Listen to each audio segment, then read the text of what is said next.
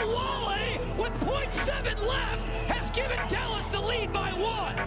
Title number 4 for the Minnesota Lynx dynasty.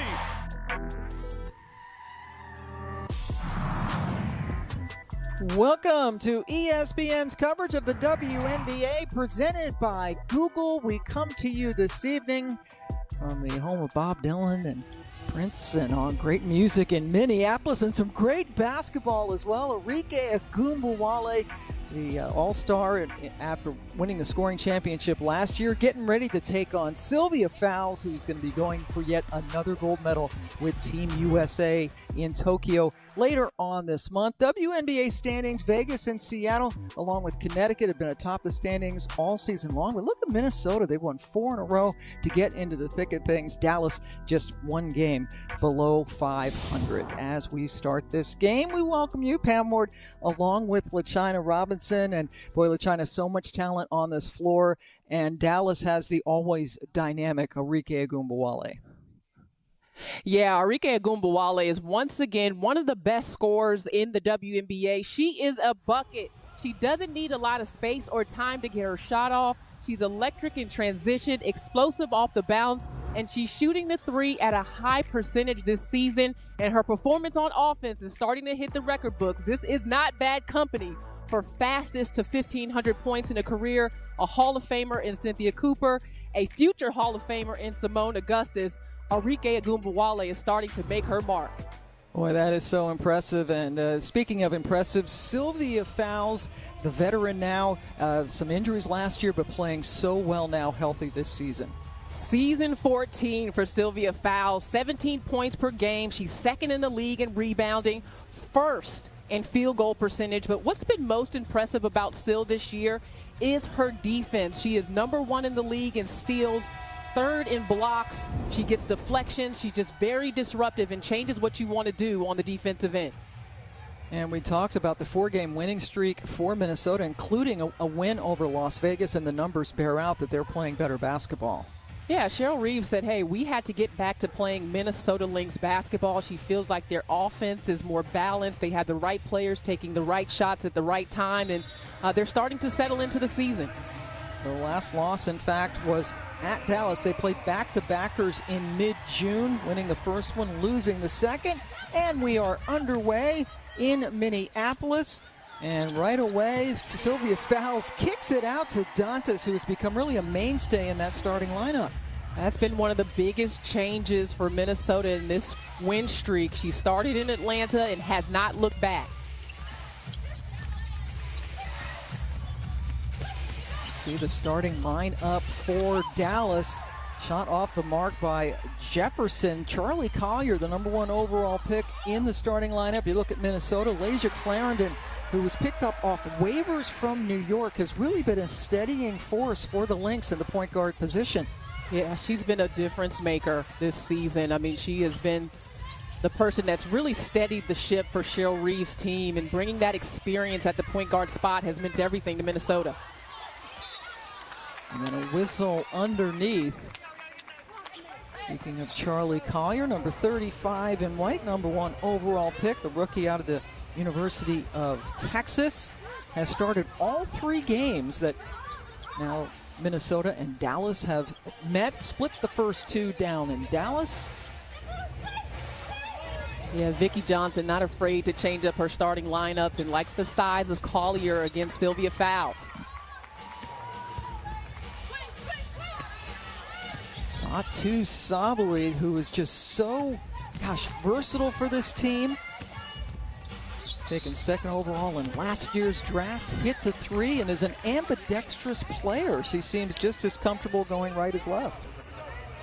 She is really a special player, Pam, and it's hard to believe that she's so young, only in her 2nd season in the WNBA. Her numbers are up this year.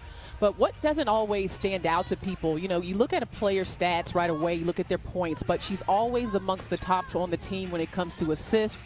She's a great rebounder, excellent facilitator in an offense that really uses their 4 player to move the basketball and keep the offense going.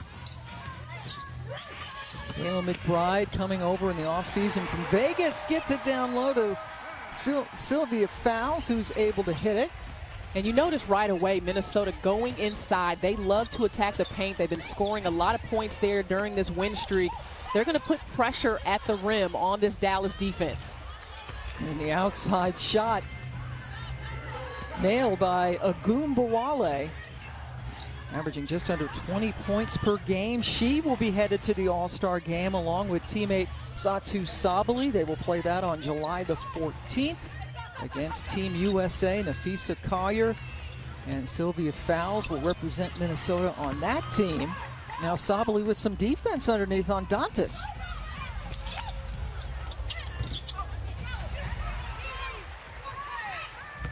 Fowles coming up with the rebound on the Jefferson miss.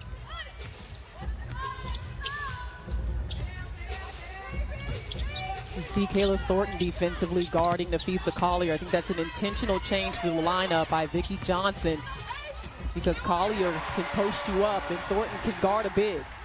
That's Kayla McBride with a little floater with her to get it in off glass. We talked to Cheryl Reeve, and she said she likes that shot, but not when she throws it up from about 15 feet away. She says that she's been working with her and really trying to impress.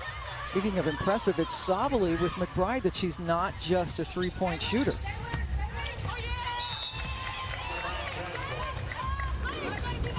Kayla McBride has been feeling it, a lot of confidence on the offensive end, and right here she's got a height advantage on Mariah Jefferson and gets that shot up right before she gets to the help defense. That's a very smart move and a floater that I think Cheryl Reeve would approve of, Pam. Yes. Kayla McBride coming over. A lot of new faces on this Minnesota Lynx team.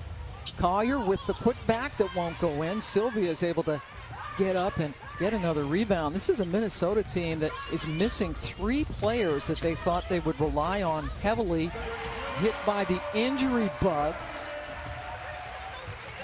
Clarendon knocks it home. And still Minnesota winners of 4 in a row in the number 4 spot in the WNBA standing. Cheryl Reeve, year after year, no matter what puzzle pieces she has, makes it work for Minnesota, and Dantas made that look easy. Well, right away you see one of Vicki Johnson's keys to the game. She said if we put up quick shots on one end of the floor, that's what hurts our defense. Where Dallas has been inconsistent this year is on the defensive end, but it starts with their offense and taking good shots. And Satu Sabali is taking really good shots so far to start this one. Yeah, I would say so. Satu now 7 points. She is 3 of 4 from the floor. 7 of Dallas's 10 points. You take a look at her numbers. And you see Minnesota trying to get Nafisa Collier in that post up. That's where this big lineup for Minnesota really helps you, if you can get her matched up with a smaller three in the paint. That was a good double brought over on Fowles, who missed the shot. You know, Dallas is a team that can score in a hurry. Agumbawale off the rim. Comes up with another rebound for Fowles.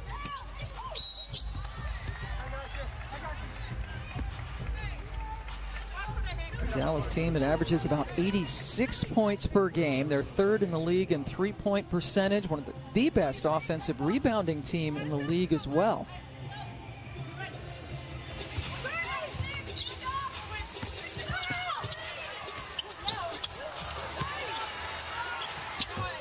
McBride, good job, takes the contact and gets the follow home. Yeah, came off that curl screen, ready to shoot it. And she's got the size and the ability to offensive rebound when she goes to the rim.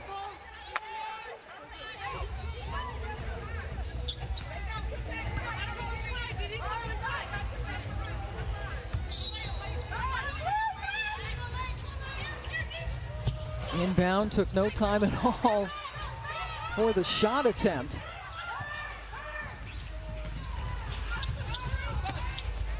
And getting it over to Fowles, who took some steps.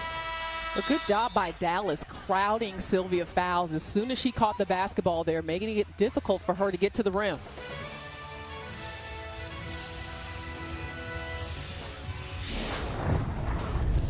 ESPN's coverage of the WNBA is presented by Google, official WNBA changemaker and proud advocate of women in sports. And in part by State Farm. When you want the real deal, like a good neighbor, State Farm is there. And Gatorade. Whatever path you take to greatness, greatness starts with G. WNBA All-Star roster has been announced, and a lot of first-timers, including Wake Forest's own De'Arica Hamby, who has made the team, along with Brianna Jones, Benijah Laney, Kalia Copper, another great story, and Arike Agumbawale, joined by Courtney Williams. They will be taking on Team USA, and that's going to be a week from tonight in Las Vegas. I am so pumped for the All-Star game, Pam. I think it's going to be competitive. It might get a little chippy. See, what I like about the makeup of the WNBA All-Star team is there are a bunch of, I would say, players that you would call underdogs. You know, I mean, we're looking at Handy making an All-Star game. She comes off of the bench. You know, Brianna Jones is a name you hear very often. Kalia Copper has been a fighter. Benijah Laney, a fighter in this league to make a name for themselves. Courtney Williams. And I think they're going to be out to prove something. That game will be, again, a week from tonight. Minnesota up 16-10. Sylvia Fowles is out rebounding Dallas all by herself, 5-4. Dallas has missed 6 of its last, now 7 of its last 8 shots. And that's a backcourt violation. WNBA's biggest stars are indeed gathering in Las Vegas, and you can get in on the excitement by entering the Road to the WNBA All-Star Contest. Set your lineup each night for a chance to win WNBA store gift cards and bonus cash prizes. Free money, play free through July 11th at WNBA.com/one-day. I am looking forward to it. It's going to be a lot of fun. Vegas, back to Vegas. Vegas is always fun. Fouls working inside, and that's exactly what we anticipated from Minnesota, what Dallas anticipated as well tonight. But you see the intention. The intentional offense by Minnesota. That's one thing that Cheryl Reeve said has changed in this 4-game win streak, as they are going to the right players at the right times and the right spaces on the floor, and she feels like it has helped their continuity a lot in their efficiency. Is dying. And it was Cheryl Reeve said it was too much equal opportunity offense. And you want your stars, you want your scorers to get more shots, and as you mentioned, that's what's happened in the last 4 games, and they've won them all. Dantas left alone out there. Sabally able to come away with the rebound and bring it up to Dallas.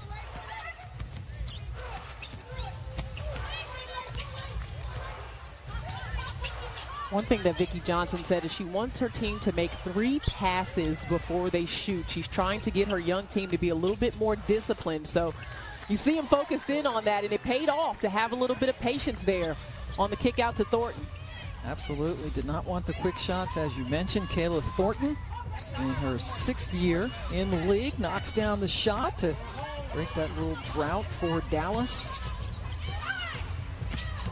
Dantas, nice little fake to buy herself some more room.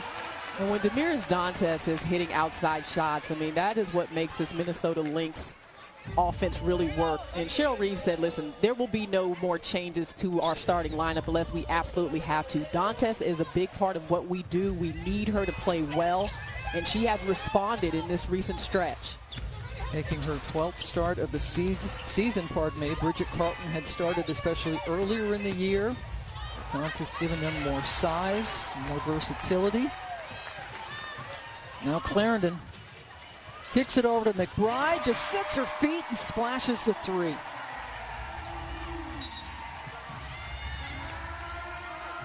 Minnesota, just like that, up 10. Dallas has to take a timeout.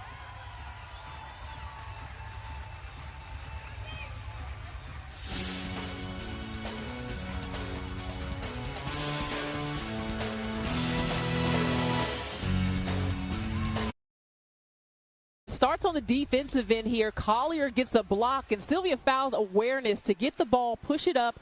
But Lasia Clarendon with a no-look, already 4 assists in the game. She is running the offense well for the Lynx, and they are really in a rhythm on the offensive end. Yeah, they're on a 14-5 run now. This 10-point advantage, their largest of the night. Dallas missing 9 of their last 11. Take a look. It's a pretty good coaching staff there that Coach Reeve has assembled. Rebecca Brunson, Katie Smith, oh my goodness. Lynette Pearson. I love both of these teams' benches, honestly, because they're former WNBA players all over the place. I mean, you mentioned the 3 assistants for Minnesota, and then on the other end of things, Vicki Johnson, obviously a former player, and she's also got Kelly Schumacher on her staff, LaCoe Willingham on her staff, and that's what you love to see. And Vicki Johnson talked to us about that today. She said, if you want to really affect the mentality of these players, they respect what the former WNBA players have done. Like, we can talk to them as though we've been there because we have, and that is impactful. So far, Dallas down 10. Arike Ogunbowale, 3 points, just 1 of 4 from the floor. And the Lynx defense getting this crowd. There are some folks in the Target Center tonight watching their team.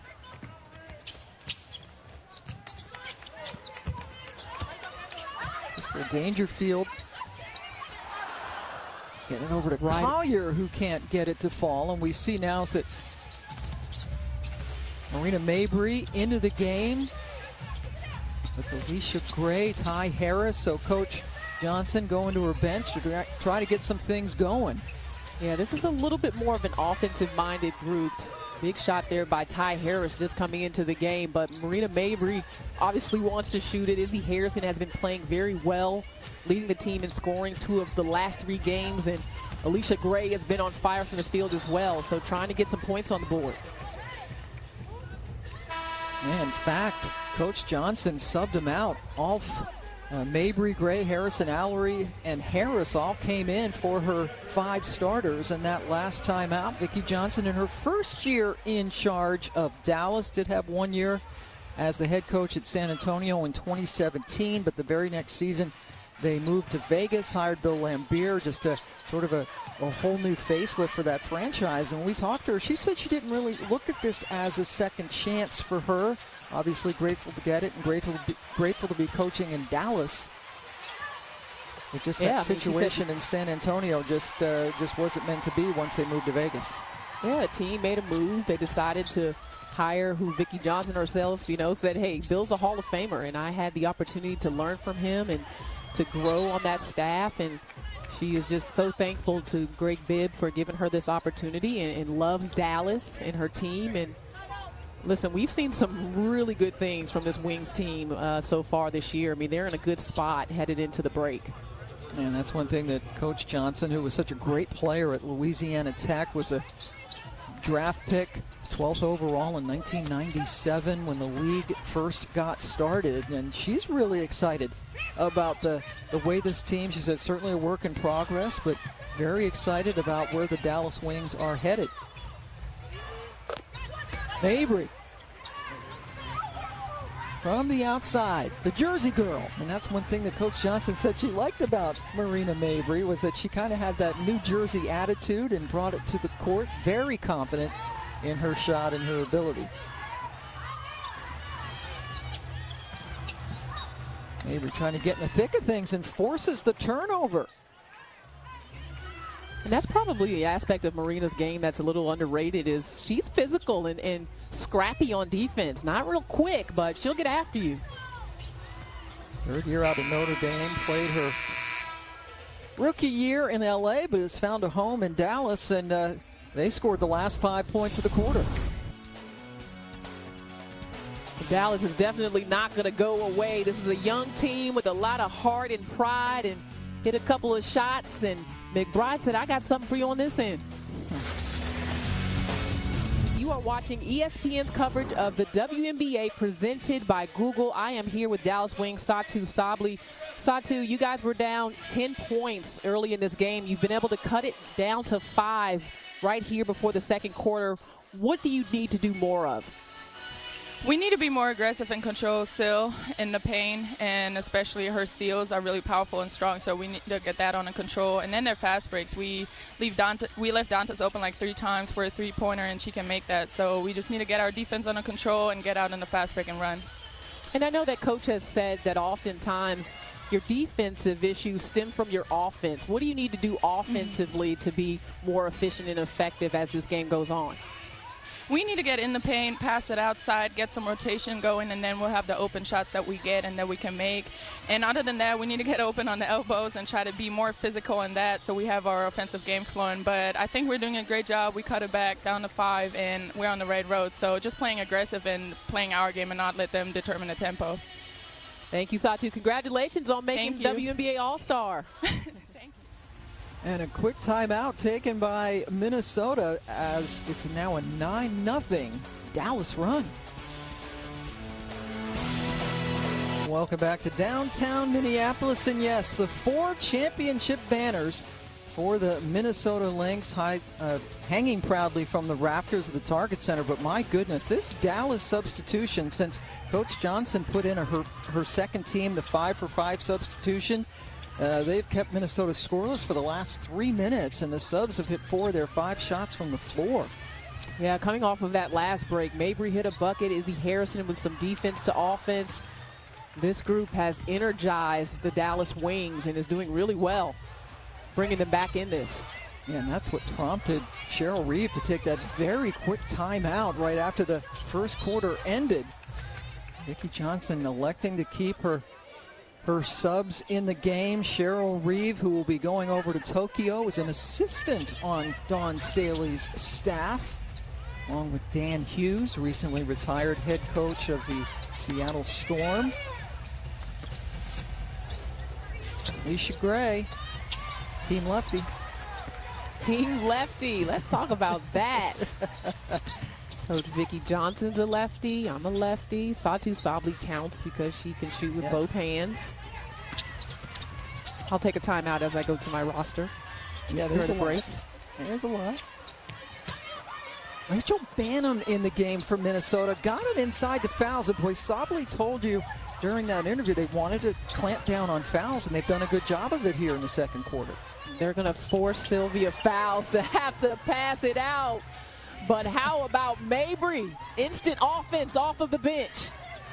There she is, Mabry knocking it down. And Coach Johnson says that she plays with unbelievable passion and is just absolutely fearless. And she was chirping because she wanted the chance at the 4-point play. Yeah, we asked Coach Johnson what she likes about Mabry. She said, I like the jersey in her. I like the jersey. Coach Johnson played several years for the New York Liberty and very familiar with that part of the country. And here is Rachel Banham, part of the interchangeable parts, the moves that Cheryl Reeve as general manager has had to make because of the 3 injuries to Powers, Achanra, and Renaya Davis, signing, releasing, and re-signing players, and Banham was one of those. This is the way you want to come back to it, is shooting with a lot of confidence from 3-point range, and she's doing that this year. A nice move there by Alicia Gray. Yeah, Gray with her second shot. Banham missed a couple of games. Makes the second shot and misses it. Now Mabry brings it up. This Dallas team had led by as many as 10 in the first quarter. There's some contact underneath. Dantas whistled for the foul.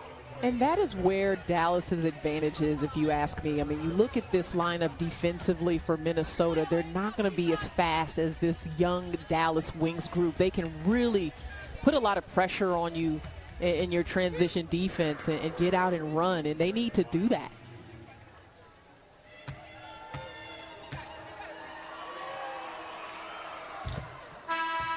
Alicia Gray already in her 5th year out of South Carolina, the Rookie of the Year back in 2007.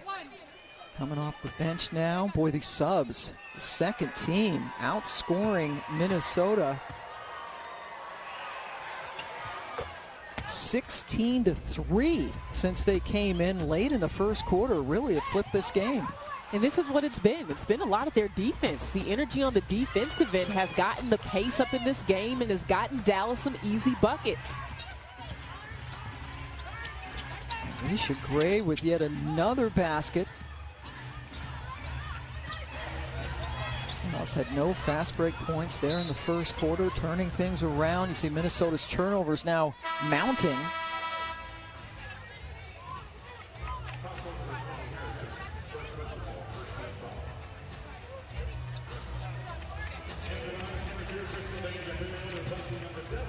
Clarendon Some words from Coach Reeve as she heads to the bench. Dangerfield back in. And one thing that Vicki Johnson mentioned to us as well, as McBride hits the shot and will go to the free throw line.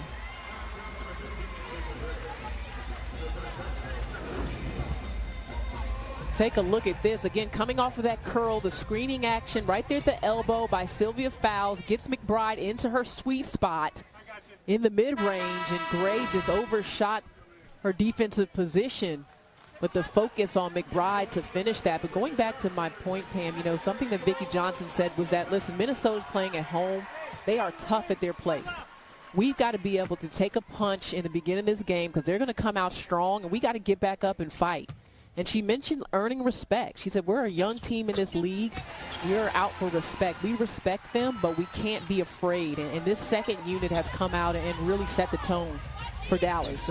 Yeah, boy, they certainly have. Kayla McBride now with 35 straight made field goals on the season, has the best free throw percentage in the league, and some of that quickness you were talking about.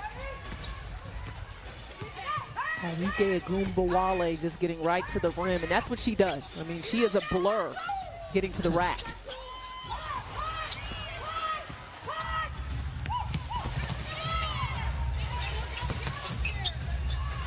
Maybe from the outside, has it fall away. Allery gets it over to Alicia Gray. Cups out.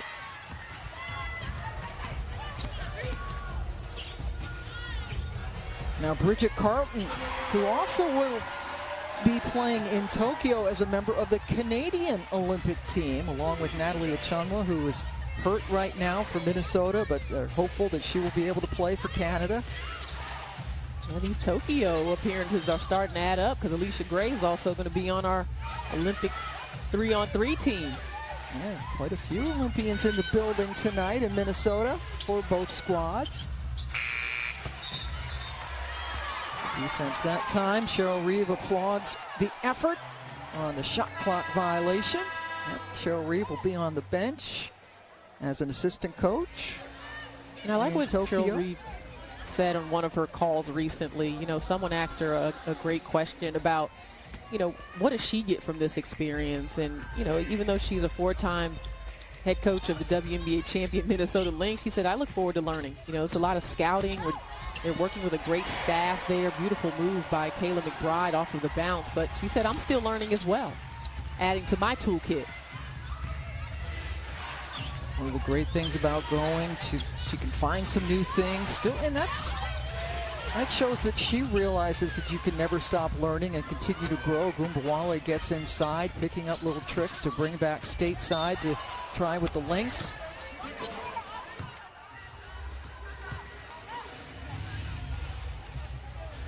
Arike Agumbawale just makes a really nice cut off of the ball here. She's got a smaller defender in Crystal Dangerfield, so she takes her down low, right around the bucket.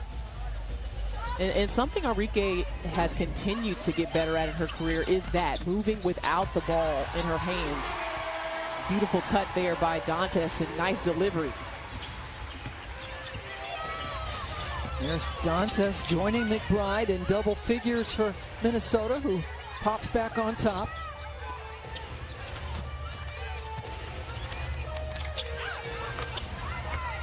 Another outside shot. Boy, Alicia Gray has made a big difference off the bench tonight.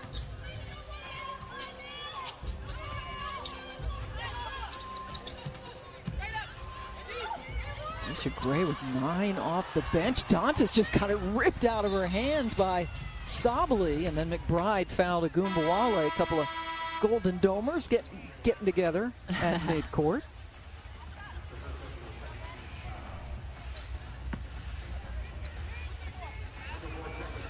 Bench points, 21 of them for Dallas. As we take a look at the upcoming TV schedule. Hey, as soon as you're done watching us tonight, the Sparks in Seattle will be playing on CBS Sports Network. Then you got Atlanta, Connecticut on Friday, that same network. And we will join you Friday at 9 Eastern Time on ESPN for the Storm and the Mercury. WNBA.com, or the WNBA app has all of your information as we are leading into the final weekend before the month-long Olympic break.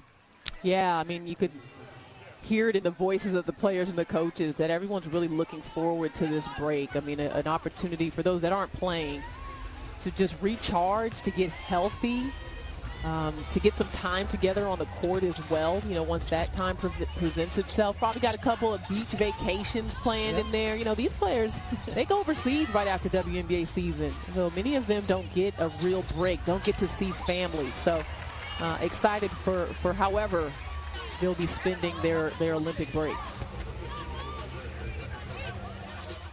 Another foul on the floor. That one on Gray. We've had 7 lead changes in this game, all coming in the quarter, the second quarter. And Minnesota up by 10 in the first quarter. Then the 5 subs coming in at the same time for Dallas, making the big run to give us a ball game.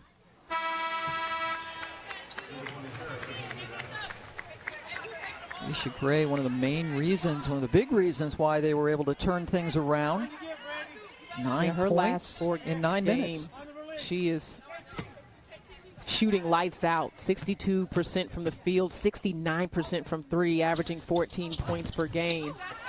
And even with that stat line, Vicki Johnson said, we depend on her to be a great defender, to rebound the ball offensively. She just does whatever you need her to do. Very important cog, the best perimeter defender on this team. Savali gets it out to Thornton, who hits from the outside. That kick out from Sabli from the middle of the floor to the wing, she's got 4 assists. And I feel like they're all for 3-point shots. And Vicki Johnson said that Savali, in the not too distant future, is going to be an MVP candidate. She has that much talent.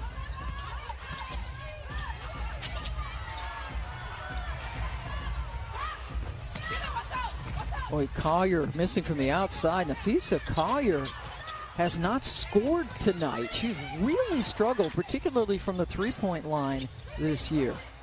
She has only taken 2 shots in this ball game, and you got to credit the different defenders that Dallas can put on her. They tried to get her going in the low block. Dallas did a good job of disrupting that. But also they've been able to run their offense through Dantes, who was hot early, through fouls in the paint. We've seen this a time or two, Pam. Satu Sabli off of the bounce. What a pass to Thornton for the tray.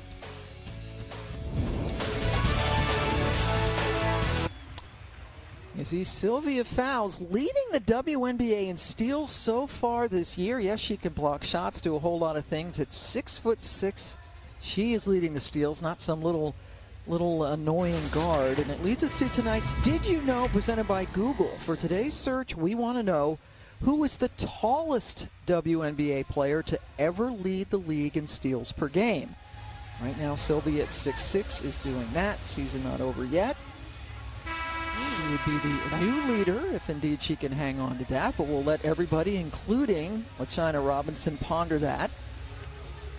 Oh, man. And have the That's a answer good one for you later on. Do I get to guess right now, or you want me to wait? If you want to. I mean, it's Lisa Leslie's birthday today, so first of all, happy birthday, Lisa Leslie. Happy birthday. So she would have been one of my guesses, but I would also say maybe Yolanda Griffith. Neither one is right? Okay. 0 for 2. Well, there you go. So much for my WNBA history. That's why we have Google search. Find out these things. I Google search everything, and so does my mother now, which saves us about 20 phone calls a week. Thank goodness for you, right? Just ask Siri. Oh, my goodness. From the outside, Mo Jefferson gets into the act. And this is really how Dallas beat Minnesota in their last matchup. I mean, they were lights out from 3-point range. And right now, they are 8 for 16, shooting 50% from beyond the arc. Well, Minnesota is shooting over 60% overall, but still trailing. Dallas, 18-point swing in this game. So you don't have to wait long. Here is our answer for the Google Did You Know. Who was the tallest WNBA player to lead the league in steals per game? I can't believe you didn't know this. I should have known that. that. She did it 3 times, LaChina. Sancho, oh my gosh. Let me tell you this. Sancho Little is one of the most underrated. She may be top 5 all time in best defensive players in WNBA history. And I'm gonna put that out there. I mean, she was fantastic.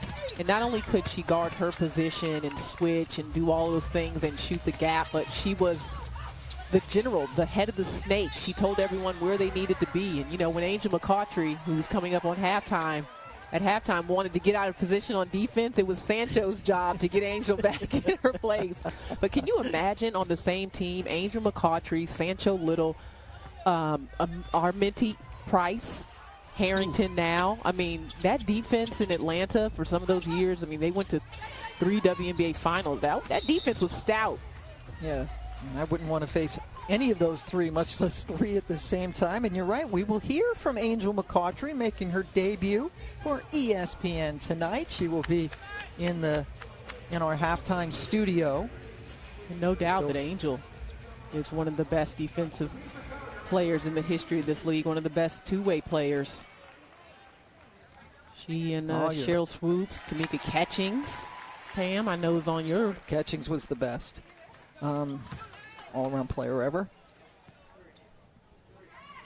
Fisa Collier has just scored her first points of the night. That breaks a 9-0 Dallas run. How about that? Nafisa 0 for 3 from the floor. Does have a couple of blocks, but not the kind of game we're used to seeing from the former Rookie of the Year.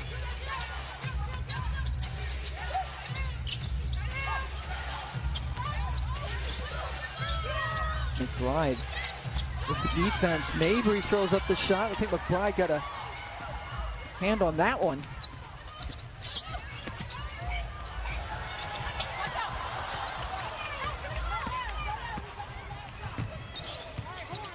And before we go to break, Pam, let me clarify on Sancho. Top 5 post defenders of all time.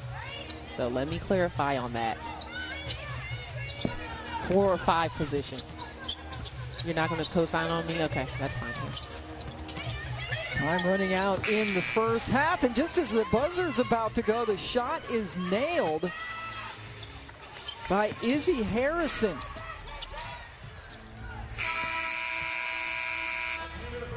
And Minnesota led by as many as 10 in this game. Dallas buoyed by a great bench performance.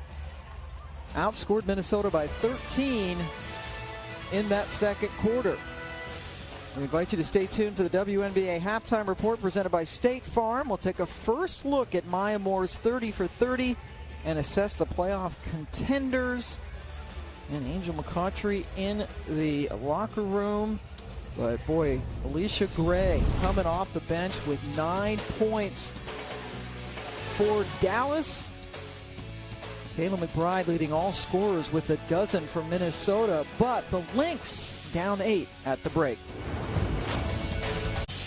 Welcome back to Minnesota. Dallas with an 8-point lead as we get ready to start the third quarter. We'll look at tonight's clutch plays brought to you by Clorox and some defense from Big D Dallas.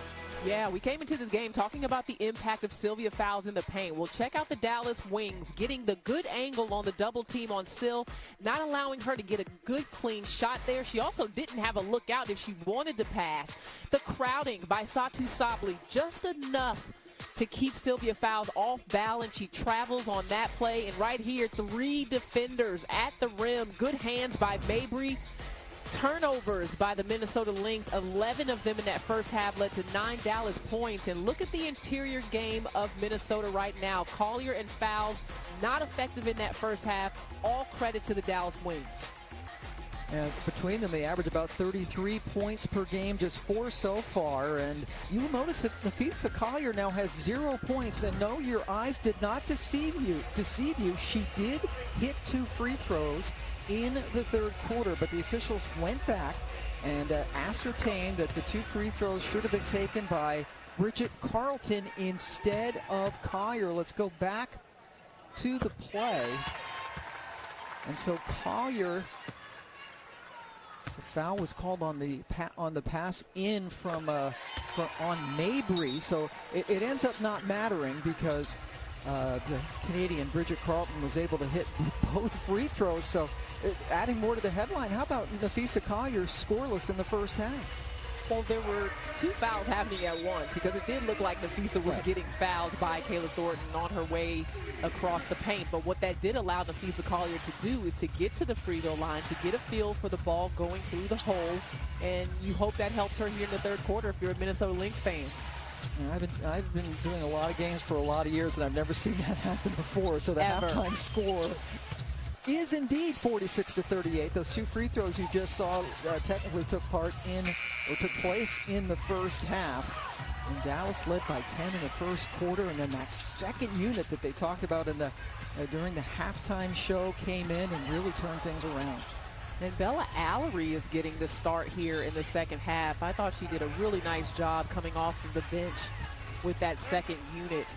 And Vicki Johnson said that Allery and also Charlie Collier were going to have to be trusted. Two of the younger players on the team going against a 14-year veteran in Sylvia Fowles. And I thought they both did a really nice job, but especially Bella Allery once she subbed in. Yeah, Allery getting the start, the second-year pro out of Princeton.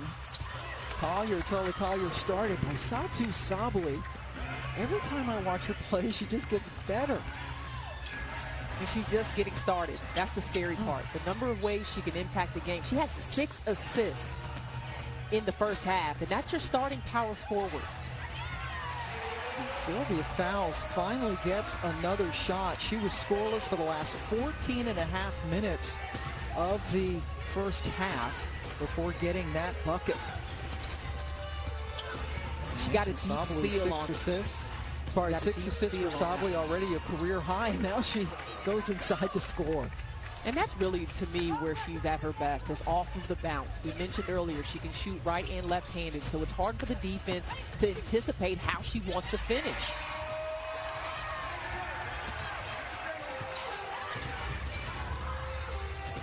Minnesota comes right back. Kayla McBride had a good first half for Minnesota, leading them in scoring now with 14 points. And again, this Dallas team, they like to shoot quickly, score a lot of points. See how Allery is meeting Sylvia Fowles at the top of the key there, but really nice pass and good recognition that Nafisa Collier had a smaller defender, and she did a nice job of reading the defense. Finally, Nafisa Collier gets her first point of the night, was 0 for 3 from the floor in the first half. Averaging just under 18 points per game to lead this team, and a nice friendly role for Mariah Jefferson. So good to see Mariah Jefferson healthy. I remember talking to Vicki Johnson leading into the WNBA draft about different moves and what she can anticipate, and that was one of the biggest question marks was her health. She's had some major knee surgeries, and Sylvia Fowles is taking it to Dallas early in the third. Yeah, you think that might have been part of the halftime conversation with Cheryl Reeve and her staff to get Fowles some more touches down low. 4 quick points for Syl in the third quarter. Go back to that offensive play where Nafisa Collier right here. Now she's matched up with Mariah Jefferson. She got caught with a smaller defender, but she recognizes it, the team recognizes it, and Dallas does not in time to help Jefferson, who is giving up several inches to Collier in the post. Yeah, officially giving up 5 inches. Off the inbounds, nicely done. Jefferson finding Agumbawale.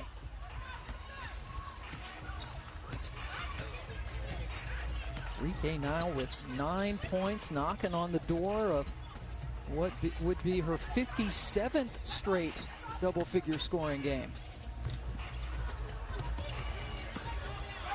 Arendon with Minnesota's first miss from the floor in the third quarter.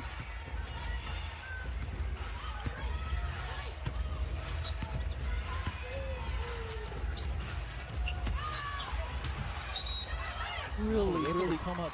Go ahead. Good defense there at the rim by Minnesota.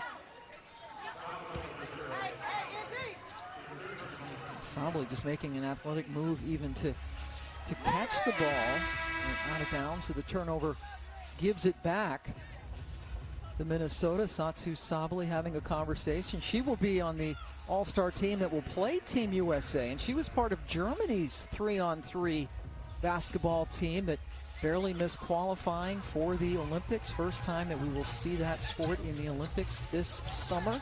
Alicia Gray will be playing for the U.S. Yeah, I'm really excited for the 3-on-3, and congratulations to Coach Kara Lawson, our old colleague. She has been instrumental in building USA Basketball's 3-on-3 programming, and what a special time, you know, to see these women go for the gold. Collier being guarded by Thornton, pushed away from the basket. Dantas hit a couple of those back in the first half. Buwale draws contact, no foul. Allery gets it right back to her. Rebound now by McBride. Came back to Dantas, who got double stuffed by Izzy Harrison. What a recovery defensively by Izzy Harrison. I mean, that's a great pass by McBride, but Harrison with even better defense, avoiding the foul, good timing. Quite a play there by Harrison. Last 4 games, Harrison has been lighting it up, 17 points per game. That was a good defensive play, and then McBride from outside. Vicki Johnson wanted to make Kayla McBride have to take tough shots, and she's had to work, but she's up for the challenge. 2-on-1, Rachel Banham spun and hit. One of the fan favorites. She is a native of Minnesota, went to the University of Minnesota where she was a prolific scorer. Broke Lindsay Whalen's scoring record and broke Maya Moore's three-point percentage record in Minnesota. It's a 4-point ball game though. Dallas still up. We want to remind you our next WNBA game is Friday night on ESPN and the app. How about the first place Storm taking on the Mercury? Coverage starts at 9 Eastern on ESPN, and there's some fans having some good times in the Twin Cities, and 2 of the all-time greats, no doubters for Hall of Fame, Sue and Diana. Some of the season numbers for them, they will both be on the Olympic team again as well. Yeah, I mean, just incredible. The longevity of their careers and the friendship between the 2 of them. That's where the fun really happens, is, you know, on IG Live, late nights with Diana and Sue and Penny and Megan. I mean, they're giving us memories to last a lifetime. And soon, they will be those ladies that we saw at the WNBA games, retired and heckling their old coaches and old teammates. Lisa Collier with her second bucket of the game, both coming in this quarter. So, yep, Friday night. China and I will be calling that game for you. The Storm and the Mercury. As we head towards the Olympic break, Sue and Diana going for what would be a record 5th Olympic gold medal in Tokyo.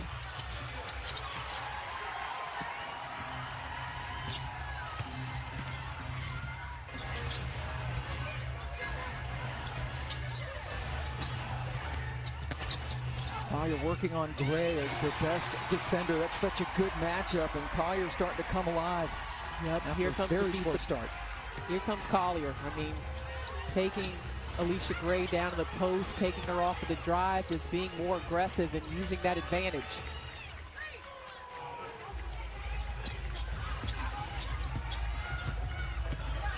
Charlie Collier, the first overall pick, gets her first basket. Started the game today, did not start the third quarter, however, coming in for Allery.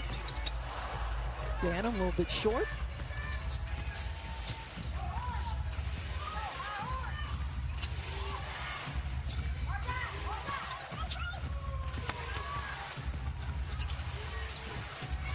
Oh boy, persistence by Marina Mabry. And that we're used to seeing for Mabry, 3rd year, 2nd year with Dallas.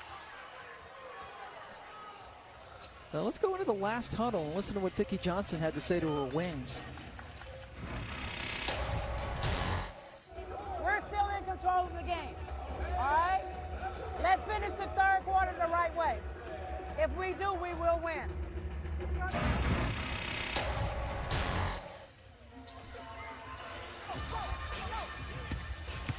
Johnson, first year as the head coach with this team.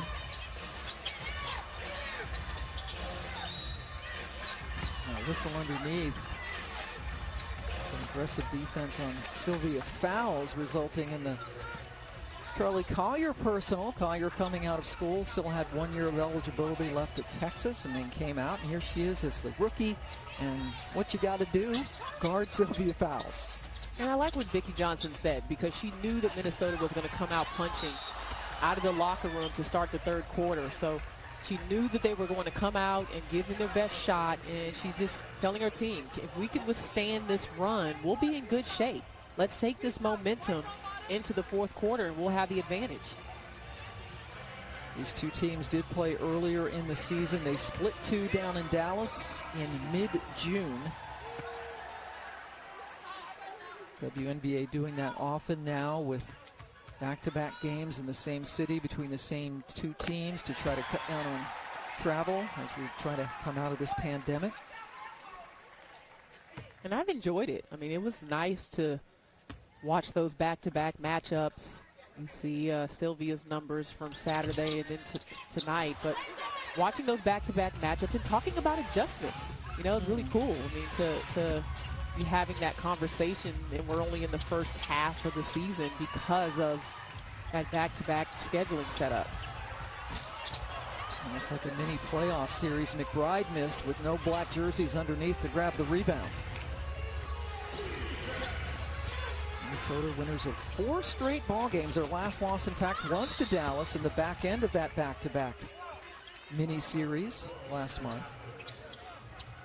And I actually had Minnesota in Atlanta coming off of that loss, the win that started this 4-game win streak. And Damaris Dantes played lights out in Atlanta. I mean, that is her old team. But, you know, Lasia Clarendon, I thought, was fantastic. Her physicality on both ends of the floor is a great matchup for teams like Atlanta, you know, that can make it a physical game and like to body you. I mean, it was just, and then Sylvia was, I mean, she's had some incredible performances this season, including a 30-point, 14 rebounds, 4 steal, 4 block game. I mean, what can she do? Might have had 4 assists, too. Yeah, a lot of 4s being thrown around there. Izzy Harrison makes both free throws to get Dallas back to the 5-point advantage. Phantom, that's a chancy pass. And Alicia Gray does a better job there of breaking it up. She's giving up a couple inches to Collier, but she's active, really tough, and she's going to have to keep Collier from getting those easy buckets at the rim. And the finish doesn't go in for Alicia Gray, but does draw the foul. I'll tell you this, Pam, Alicia Gray was one of my favorite players coming into the WNBA. I mean, what she did at South Carolina, even thinking about, you know, her final season where she played a lot of the 4 spot, I think that's carried over to the WNBA, why she's such a good offensive rebounder. But she hit a bump in her second season of the WNBA, was Rookie of the Year, and then her second year was rough. And she transformed her body, really started to train extremely hard, and has put herself in position to be one of the best guards in this league, but also, you know, again, what she's going to do with USA basketball with 3-on-3. I mean, I think she's still just getting started. She's on a very talented team, but she's still, and not because she's left-handed, I know you're going to say that, but she's one of my favorite players in the WNBA. It's an 8-1 Dallas run now after Minnesota jumped on top. Alicia Gray now 6 straight games in which she has scored in double figures. Collier able to get inside. Nothing is stopping Collier right now. 8 points here in this third quarter after getting shut out in the first half. No call that time. Carlton gets it over to Lasia Clarendon. Inside, nice assist. That's just too easy when Sylvia gets it in that spot. She's been able to get in that spot more often in this third quarter. Inside a minute to go in the third. Sylvia creeping up on another double-double. Harrison with the nice finish. Woo. A nice vocal expression as well. Kind of like tennis players when they hit the ball and they a little grunt. Clarendon left wide open. Collier gives him a second chance. Bridget Carlton from the outside rims out. Sylvia says it's off Charlie Collier, and the officials agree. Still going to take a seat, get a little bit extra rest as we hit the quarter break.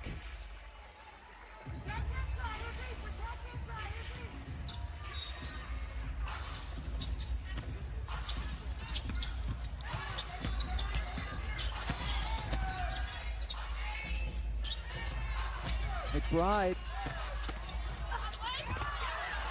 Defense by Charlie Collier.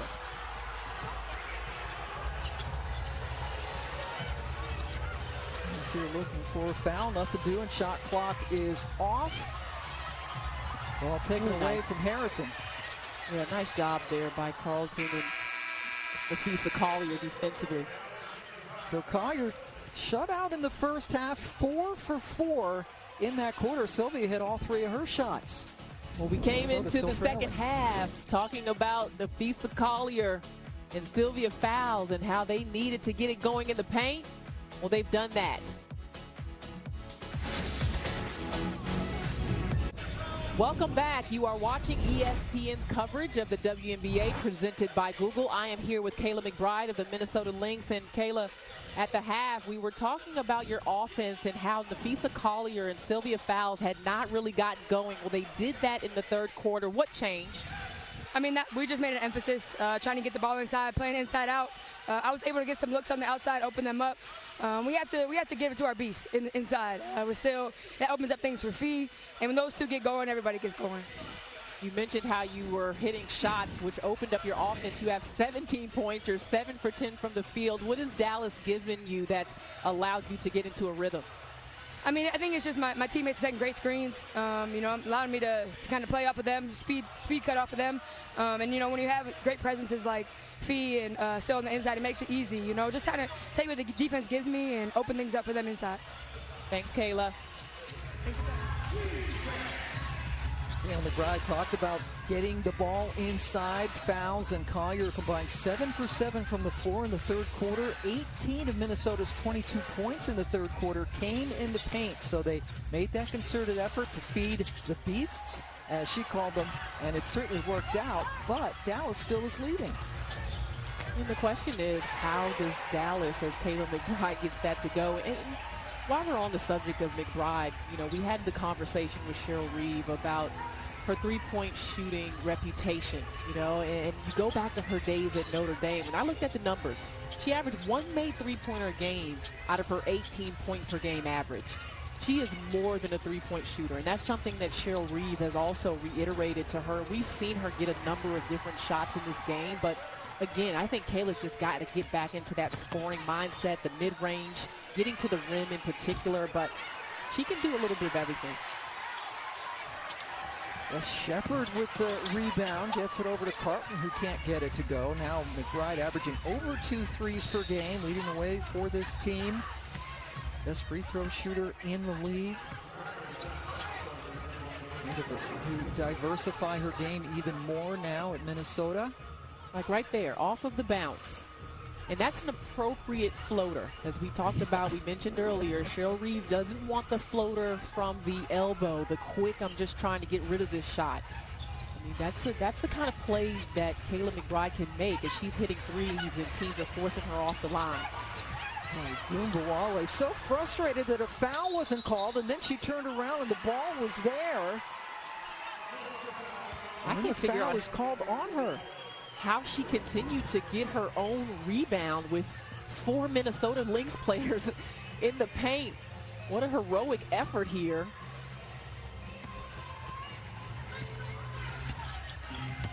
Then comes back, and maybe she got Nafisa Collier on the putback. Yes, that was the call, the offensive foul on Gumbawale. Collier really getting things going in the second half. Makes it a 1-point game.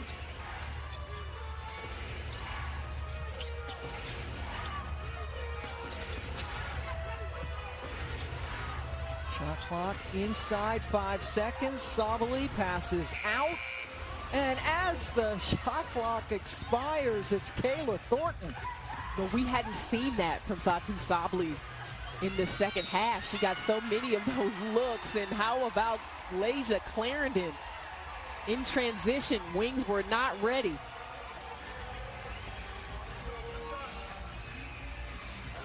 Satu Sabally with a career high 6 assists in the first half. That's for any game, and that was her first assist here of the second half that you just saw.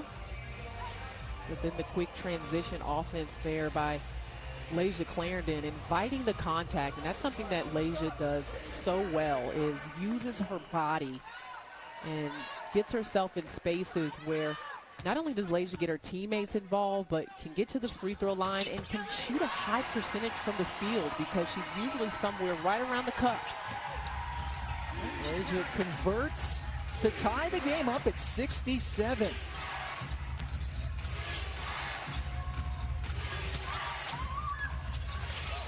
Wally just blanketed out there by McBride, had to give the ball up. Izzy Harrison, a little bit too strong. Rebound fought for, but Clarendon's able to come away with it, and now a whistle behind the play. And it must be on Bridget Carlton by her "what did I do" reaction. Yeah, the physicality has stepped it up a notch. I'm not sure if that the trip is what they called on Carlton, but Thornton may have gotten away with it over the back before then. I'm okay with that, not calling that, but she's not. Jill Reed not okay with that call. I was more okay with them not calling the over the back.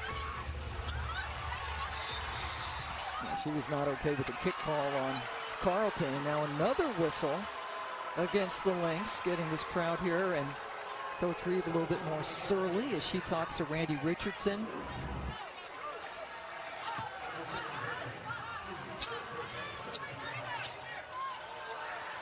Oh yeah, Laysia Clarendon definitely got the arm of Izzy Harrison when she went back up to that. Dallas has made 6 of its last 7 shots, and yet still, the game is tied. Mabry with the miss and immediately wants the ball back. And then Clarendon a little bit too physical out there on the perimeter, picks up 2 quick ones. Yeah, that's when physicality does not help you out there by Laysia Clarendon, as he kind of got caught up there trying to make a play and get a steal and was unsuccessful. And Coach Reed talked about the huge void, for the massive void, talking about Clarendon as Carlton can't get anything off. Collier just a little bit of room. Clarendon with the offensive board. Carlton misses again, so Minnesota continuing to get second chances. But boy, when Clarendon was signed, and Laysia Clarendon cut by New York, and then 10 days later signed by Minnesota, released a couple of times on Minnesota having to deal with some of these hardship contracts because of so many injuries, but Laysia has now been signed for the rest of the season.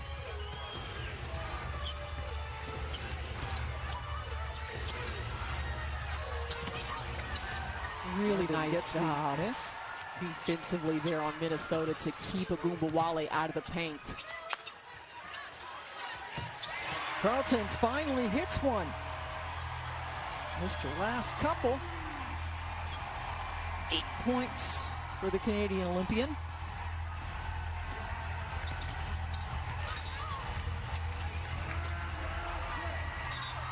Minnesota up by 3 after the Carlton triple.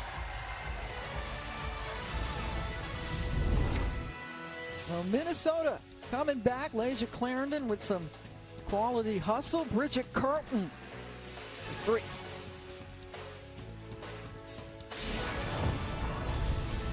ESPN's coverage of the WNBA is presented by Google, official WNBA changemaker. Welcome back. Right before the timeout, this happened. Mabry with the ball. Clarendon reached in and see a little bit of contact and then some words. Mabry And Clarendon, a little extra stuff going on. A double technical was called, the technical on each player. No free throws, just a side out after that little action. Yeah, that was a little jersey coming out in Mabry, extending the arm, but then Lasia would have been okay if not for that one step towards the Dallas bench after the jawing. So I'm there and agree with that call. Minnesota up by 3. Boy, Dallas played really good defense on Arike Agumbawale. Yeah, they sure have. She's just 4 of 13 from the floor. Only 9 points for Agumbawale. Coming off a game at New York in which she only had 12 points, missed 8 of her 12 shots, and actually was held scoreless in both the second and third quarters in that game.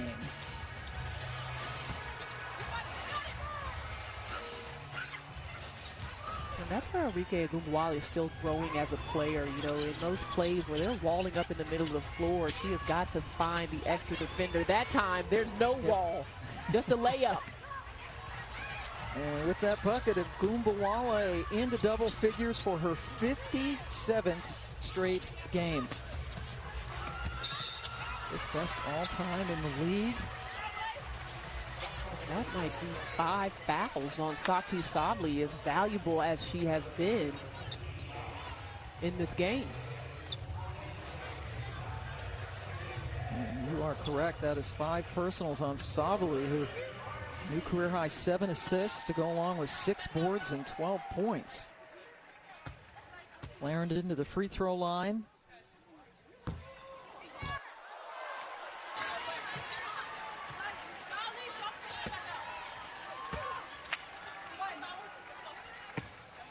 So 5 fouls now on Sabally. No one else on either team has more than 3. Inside 5 minutes to go. Minnesota up by 2, trying to extend their winning streak to 5 straight games. Harrison underneath, working against Shepard, who gets the miss.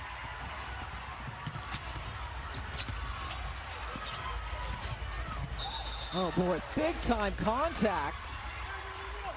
Collier sends Agumbawale to the floor. Agumbawale trying to get through that screen, and it looked like there might have been some contact from Collier that pushed Agumbawale into Clarendon. However, the foul was called on Arike. That is her 3rd of the night.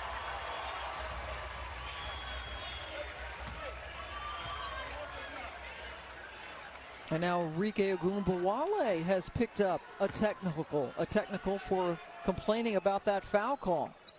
Here's McBride, who's the best free throw shooter in the league.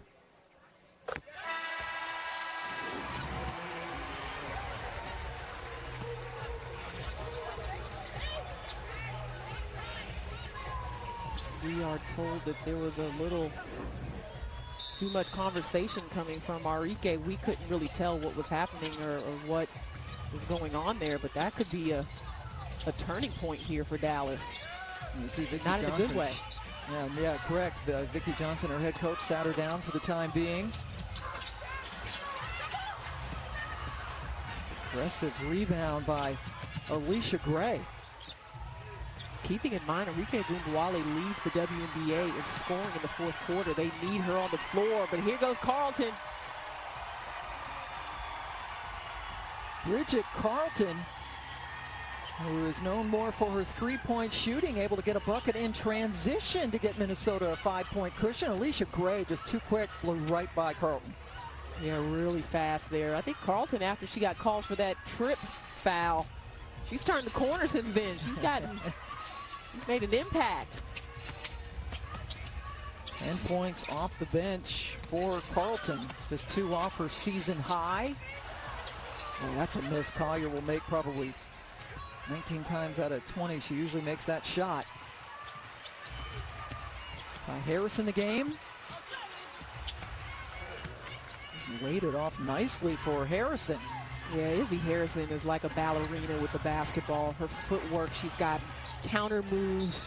She uses her pivot foot so well. Every time she goes to the bucket, it's like she's floating.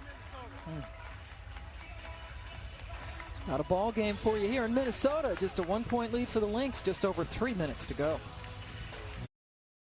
Lynx took game one. Got a pretty good point guard. You know what school he went to, Pam? Phoenix Suns?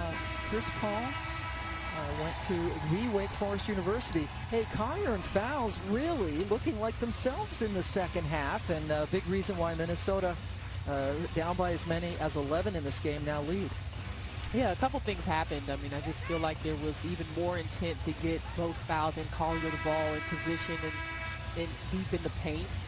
I also think they've had some favorable matchups, in particular Nafisa Collier, who's often been guarded by a smaller defender and maybe not as physical as what you see now with the Kayla Thornton. And, you know, the Lynx have just made sure that they've stayed involved on every possession, and they've been asking for the ball. Kayla McBride, again, another example, just that step-around shot. She's had a heck of a game, and then the answer for Ty Harris. Well, Ty Harris has been ready off of the bench, and her minutes have started to diminish in the last few games as Vicki Johnson was cutting into the depth of her roster, but Ty Harris gets a shot, and then on the other end, in the paint, Clarendon. Vicki Johnson going through what had been about a 7-player rotation, but subbed out her entire starting 5 to start the second quarter, and that got them the turnaround lead. And she likes her depth. And this is a young team where everyone needs experience. I think it's hard to scout them when she's mixing up her lineups the way she has. I think they've had 8 different starting lineups this year, and she's made necessary changes when she's needed to. Clarendon sends Harris to the line.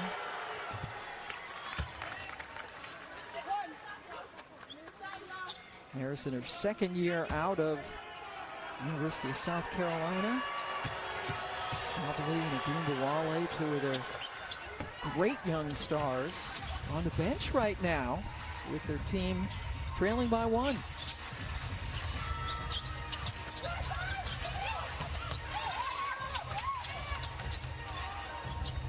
Fowles drawn away from the basket, guarded by Harrison. Shot clock into single digits. Clarendon. That was just bad spacing on Minnesota's part. I mean, Sylvia Fowles and Nafisa Collier were getting into each other's way. They tried to run a play on a screen for Collier to cut to the block, but just too much crowding. Harris for the lead. In and out, big rebound by Fowles. Her 9th of the night.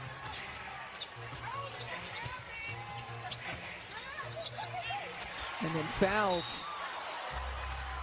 slipping away from Harrison. Clarendon found her, and the foul will send Sill to the free throw line. Yes, Clarendon does a nice job of occupying the defense. Fowles cutting to the rim. They've developed a really nice chemistry, and actually the pick and roll game between Fowles and Clarendon is one of the aspects of Minnesota's offense that Cheryl Reeves said has been better, and why they've been better as a team. One of the many things that Clarendon has brought to this team since signing with them. Our upcoming national TV schedule coming up top of the hour on CBS Sports Network. It's the Sparks and Storm Friday, Atlanta at Connecticut, and then at 9 Eastern we will have Phoenix and Seattle on ESPN at 9 Eastern time. WNBA.com has all of the information for the upcoming schedules of all your teams. Yeah, at halftime, Angel McCautry mentioned injuries and how she felt like that had impacted Phoenix. Well, we found out that Diana Taurasi is going to be out for the Phoenix Mercury, so she will miss another game. Not playing tonight. Hopeful that we will get her Friday night in that game against Seattle. Timeout on the floor. Minnesota up 3. Couple. The Lynx try to run their winning streak to 5 straight games. Pam Ward and LaShawna Robinson joining you on this Wednesday evening in what has been an interesting game. Minnesota led by as many as 10, Dallas by as many as 11. And now the Lynx trying to hang on and get this win at home. It'll be interesting to see what happens in this last minute and a half. As we mentioned, Arike Agumbawale and Satu Sabally were on the bench for Dallas, but it looks like they will both come back in for this last minute 26. Cheryl Reeve has tinkered with her lineups quite a bit as well. I mean, we haven't seen as much of Dantas as I think we were expecting. Bridget Carlton has gotten more minutes, which moves other pieces around like Collier. Minnesota with 5 players in double figures, led by McBride's 22, but now playing some defense. Agumbawale indeed back in the game. And on the follow, boy, Izzy Harrison. Consistent effort.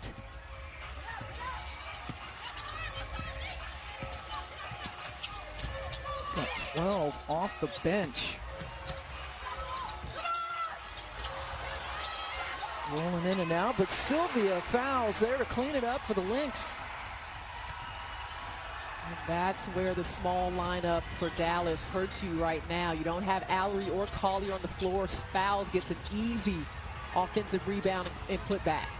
And that gives her a double-double, 10 rebounds to go along with the 15 points. A lot of contact. Michael Price doesn't call a foul, but the ball stays with Dallas. Agumbawale might be a little shaken up.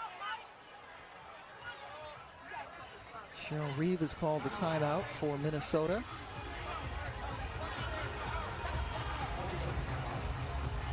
Arike Agumbawale has been upset with what she feels like is a lack of calls, and it looked like Sylvia Fowles was established.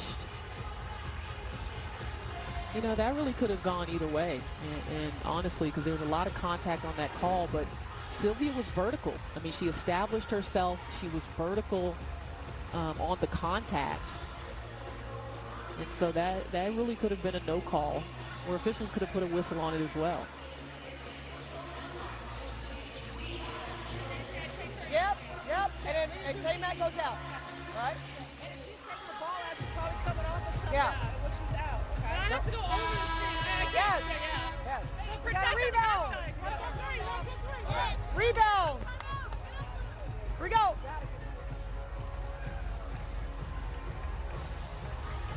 So we heard Cheryl Reeve and also Katie Smith, one of the all-time greats, an assistant on this team. We're talking some defensive strategy here, planning for Arike Agumbawale in particular. Something that Cheryl Reeve told us was last season, in previous seasons, they used to be able to throw all kinds of defense at Arike and to stop her. But since everyone else is so effective offensively on this team, they've had to play her straight up in more possessions than they would like. Shot clock winding down. The 3 to tie it, a little bit too strong. Dallas has now missed 8 straight threes and gets the foul, but that's not the person you want to foul, because Kayla McBride never seems to miss a free throw.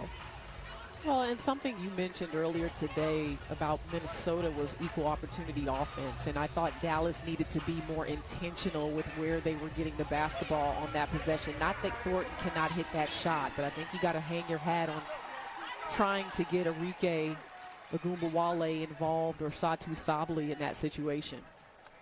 Yeah, Thornton shooting over 40% from 3 on the season, but we've already mentioned that Arike is the best scorer in the league in the fourth quarter. Sabally also potent from the outside. And Kayla McBride now 3 for 3 from the line tonight.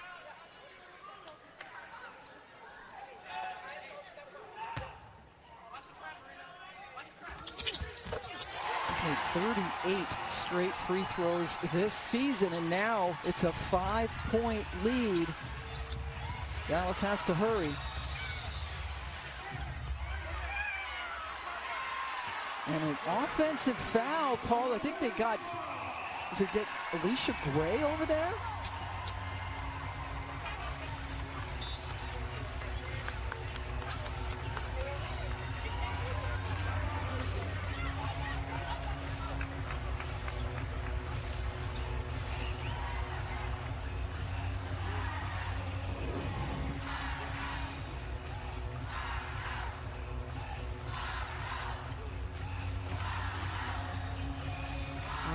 sure where the call is there. Actually, we're seeing now that it was a discontinued dribble, a turnover on Mabry. So not a foul.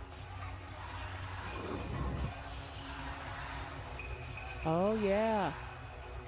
Yeah, ball kind of got caught up, but I thought the whistle was late. I mean, if anything, the call would have happened there. Then she kind of carried it there a little too. Yeah, she had a couple of. It looked like that carry was what caught the officials' attention, but the ball got caught up earlier in that same possession. It looked like she might have walked. Yeah, pardon me. That was Michael Price making that call. Good call by the veteran official to call that from the sideline. And Clarendon, I'm sure, a little thrilled that Mabry turned the ball over there after they had a little jarring match earlier in this game. But Minnesota up by 5. Minnesota now down to just 1 timeout. Both teams in the bonus. Dallas with no timeouts. So when you look at the last few possessions here, plenty of time left in this game, but down the stretch in that fourth quarter, the technical foul by Arike Gumbawale and some just not as intentional offensive possessions by Dallas down the stretch in a possession game can really hurt you.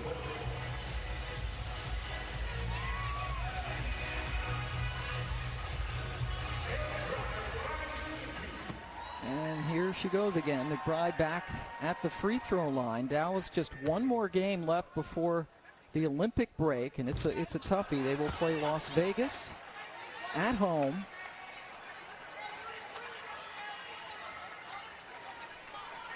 Minnesota will be at Vegas and at Los Angeles to close things out. First missed free throw since the end of May for Kayla McBride.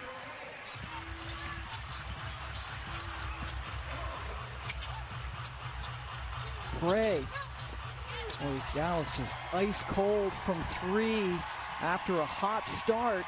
And the crowd at the Target Center liking what they're seeing.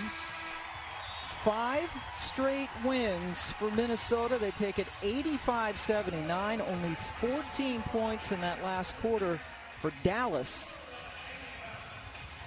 And Sylvia Fowles with yet another double-double, but it was K-Mac, 25 points leading the way of 5. Make that 6 Minnesota Lynx players finishing in double-figure scoring tonight.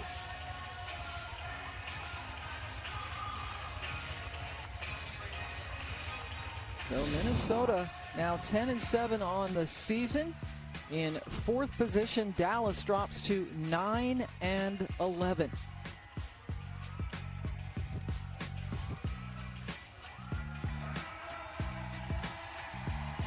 Minnesota shooting 51% from the floor, and they take it by the final of 85-79, trying to get some words with Sylvia Fowles. Minnesota outscoring Dallas 25-14 in that fourth quarter. K-Mac feeling good after what was a good night. A team, again, what a swing. This game unusual. Minnesota up by 10, trailed by 11, and then came back to win it. And it's all about adjustments. And it was obvious that Minnesota went into the locker room at halftime and they wanted to get Collier going, wanted to get Sylvia Fowles going. That's impressive what they've done on this 5-game win streak, in particular on the offensive end. And now they get the dance to celebrate. A couple players in street clothes, Natalie Achonwa and Ariel Powers. Boy, just wait till they get healthy for this Minnesota team as they win it by the final of 85-79. For LaChina Robinson and our entire crew, I'm Pam Ward as we say so long from the Twin Cities. Euro tonight coming up next. Minnesota wins by 6.